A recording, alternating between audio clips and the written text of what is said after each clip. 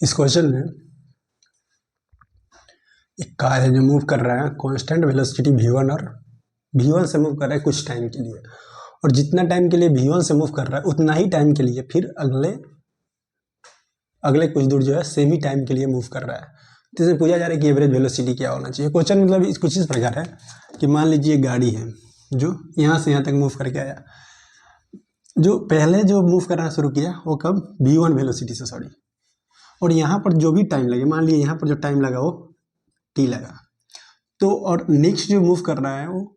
v2 velocity से move कर रहा है, और यहाँ पर जो टाइम लगेगा वो टाइम भी t लगेगा, क्योंकि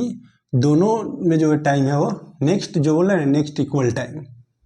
तो यहाँ से जितना टाइम लग रहा है ना वो इतना ही टाइम यहाँ भी लगेगा। ठीक है। अच्छा, यहाँ का डिस्टेंस, सॉरी, यहाँ का डिस्प्लेसमेंट और ये डिस्प्लेसमेंट दोनों सेम नहीं होगा, क्योंकि वेलोसिटी अलग है और टाइम सेम है, तो डिस्प्लेसमेंट कभी भी अलग नहीं हो सकता। जैसे कि मान लीजिए t इक्वल टू मान लेते 2 सेकेंड और v1 मान लेते 2,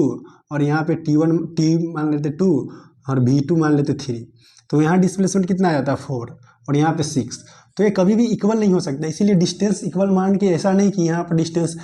और d मानते तो यहाँ भी d और टोटल डिस्टेंस हो जाएगा 2d और वेलोसिटी यार v1 प्लस v2, ऐसा कुछ भी नहीं करना है मतलब।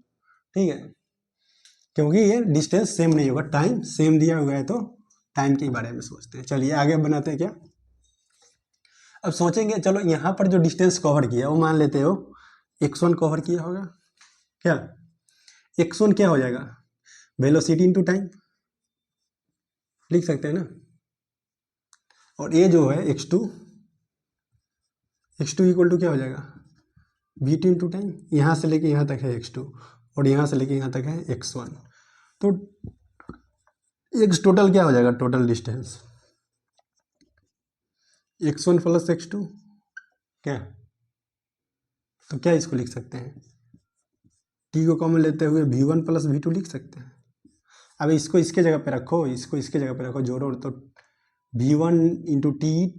v2 इंटू टी, तो t को कॉमन लेके v1 प्लस v2 कर दिए हैं। उसके बाद टाइम कितना हो जाएगा यार, यहाँ से लेके यहाँ तक t लगा, यहाँ से लेके यहाँ तक t लगा, टोटल टाइम क्या होगा t2, तो टोटल टाइम जो हमारे को लगा वो क्या हो गया 2t हो गया, सॉरी t2 नहीं 2t, 2 इंटू टी। चलिए एवरेज वेलोसिटी निकालने के लिए क्या होगा,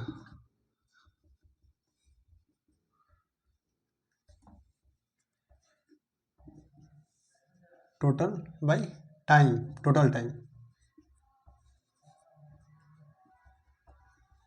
ये कितना आया है t इंटू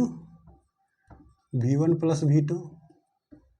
और टाइम कितना है हमारे को t2 है ना, सॉरी हाँ 2 इंटू टी है, तो t जो है इस t को कट कर देगा, तो क्या हो जाएगा हमारे को average velocity v1 plus v2 by 2। और ऐसे भी यार एक फॉर्मूला भी पढ़े होंगे किताब में या जहाँ पे भी कोचिंग में पढ़ाई करें वहाँ पे, कि सेम टाइम के लिए जब वो अलग अलग वेलोसिटी से, तो वेलोसिटी का जो है ना एवरेज निकाल दिया जाता है, तो भी एवरेज वेलोसिटी निकल जाता है। तो वही तो ऐसे है v1 plus v2 by 2 average velocity ही तो है। तो बस यही है क्वेश्चन में, और कुछ भी नहीं, इजी क्वेश्चन है, बच्चा वाला क्वेश्चन सब है, लेकिन फिर भी हम तो सॉल्यूशन बना रहे हैं, तो सारे क्वेश्चन इजी हो या टफ बनाना अपने को सारा है।